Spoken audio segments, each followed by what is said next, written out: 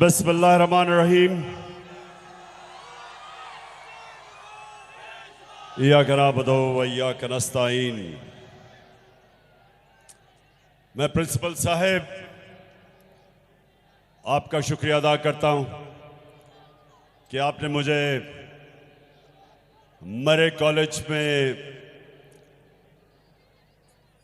दावत दी और इस मुल्क के फ्यूचर लीडर्स, मैं सब अपने सामने इस मुल्क के फ्यूचर लीडर्स देख रहा हूं, मौका दिया आपसे बात करने का। अच्छा, मरे कॉलेज आराम से खामोशी से आपने मेरी बात सुनी। अल्लाह जानता है इसके बाद कभी मौका मिलेगा या नहीं। तो मैं चाहता हूं कि ये आज आपने दिन याद रखना है और मेरी बातें याद रखनी है। देखिए, सबसे पहले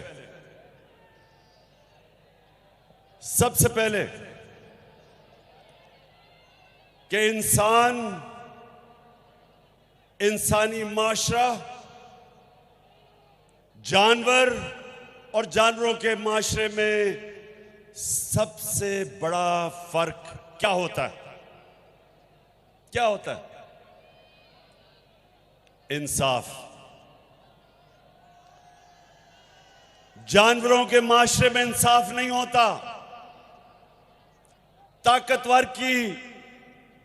ताकतवर का कानून चलता है। इंसाफ इंसानी माशरे में होता है, जिधर कानून ताकतवर और कमजोर को एक तरह देखता है। ये मेरी बात आपने सुननी है, क्योंकि आपको आज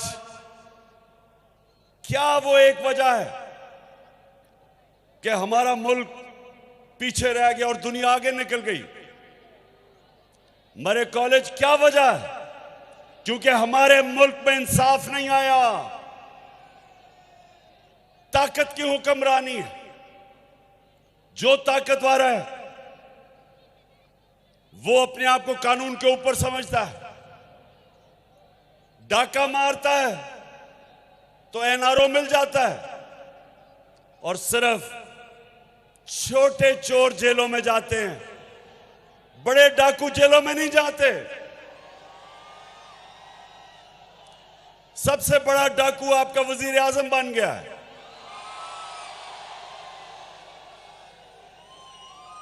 तो अल्लाह सुन ले, दुनिया का सबसे अजीम लीडर ना कभी कोई आया है, ना कभी आ सकता है। वो आपके नबी सल्लल्लाहु अलैहि वसल्लम है। किसी इंसान ने इस दुनिया में वो अचीवमेंट नहीं की जो आपके नबी सल्लल्लाहु अलैहि वसल्लम ने की है। कोई इंसान ने इंसान की तारीख में वो अचीवमेंट्स नहीं की। उन्होंने क्या कहा था? उन्होंने कहा था कि जो कौम छोटे चोरों को जेल में डालती है और बड़े डाकुओं को पकड़ नहीं सकती, वो तबाह हो जाती है। तो आज हमारा मुल्क उधर खड़ा हुआ है, और मैं जो आपके पास आया हूं, सबसे पहली मैं आपको चीज कहूंगा कि अपनी पढ़ाई के ऊपर आपकी सबसे ज्यादा तवज्जो होनी चाहिए। कौमें वो ऊपर जाती हैं जो अपने इंसानों के ऊपर तालीम पे पैसा खर्च करती है। और ये जो आपने यूनिवर्सिटी की बात की, इंशाल्लाह मैं ये चीफ मिनिस्टर से बात करूंगा और आपको अगला स्टेटस बनवाने की कोशिश करूंगा यूनिवर्सिटी का। लेकिन ये आपने याद रखना कि जो जिंदा माशरा होता है, वो जब मुल्क के अंदर जुल्म और नाइंसाफी होती है, जिंदा माशरा इंसाफ के लिए खड़ा होता है। अल्लाह ने मुसलमानों को क्यों कहा जहाद करने का? जहाद क्या है? जहाद जुल्म और नाइंसाफी के सामने खड़ा होना। जानवर जुल्म और नाइंसाफी के सामने नहीं खड़े होते।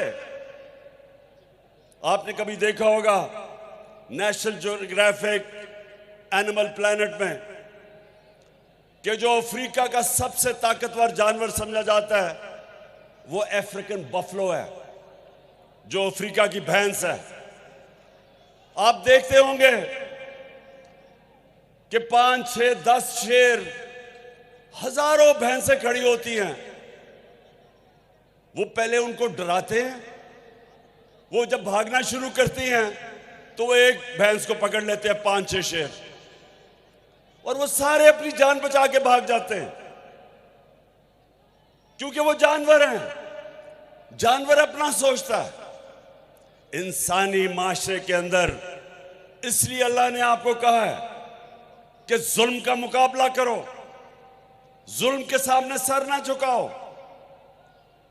जो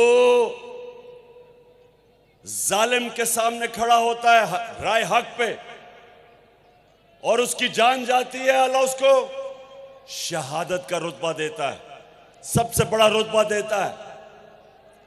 आज अगर अरशद शरीफ इस मुल्क का एक ऐसा सहाफी जो राय हक पे खड़ा था, अपने मुल्क के लिए जद्दोजहद कर रहा था कि चोरों को और डाकुओं को बेनकाब करने का, और जो रजीम चेंज हुई उसके खिलाफ जो जहाद कर रहा था, जो उसका कत्ल किया गया, इसका रुतबा शहीदों में जाता है।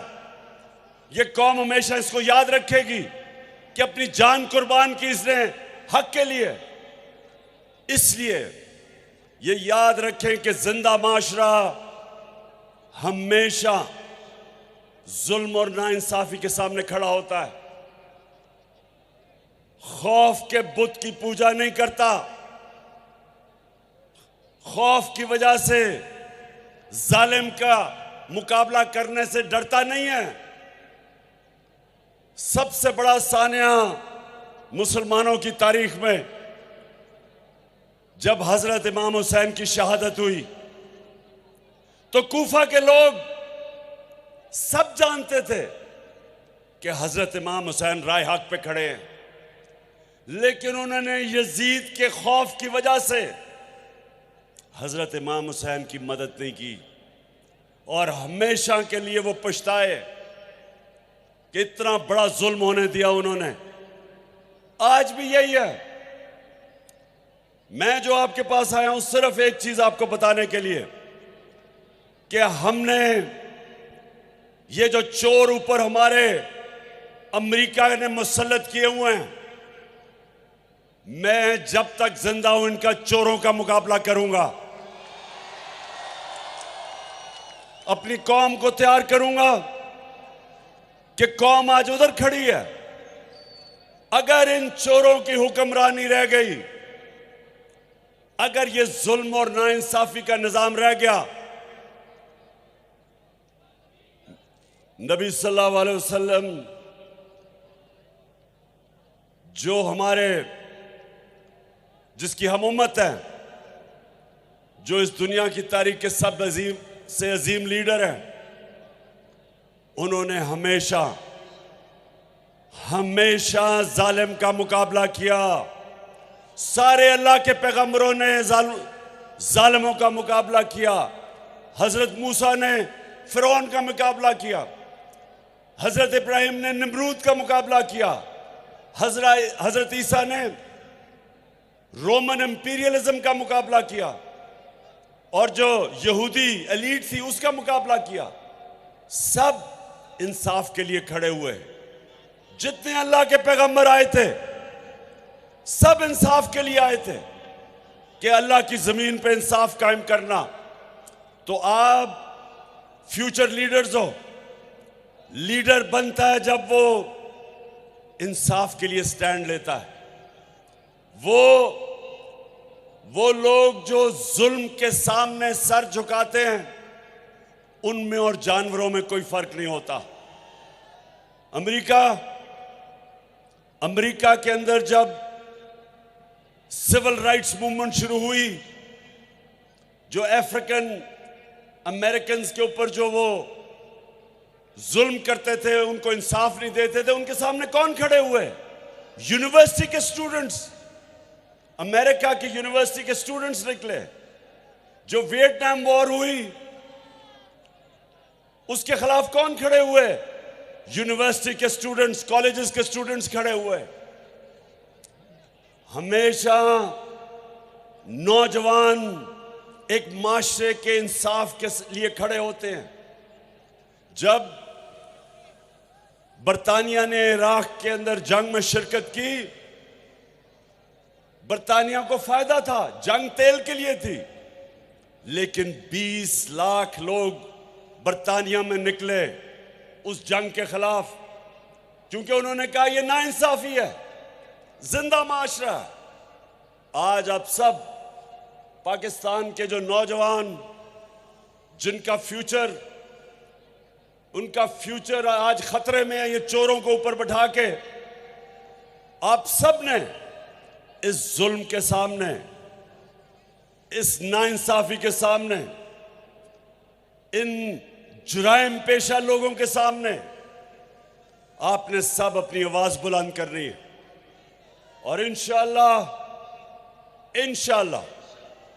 हम इनका मुकाबला करेंगे, इनको शिकस्त देंगे और कायद-ए-आज़म का पाकिस्तान बनाएंगे।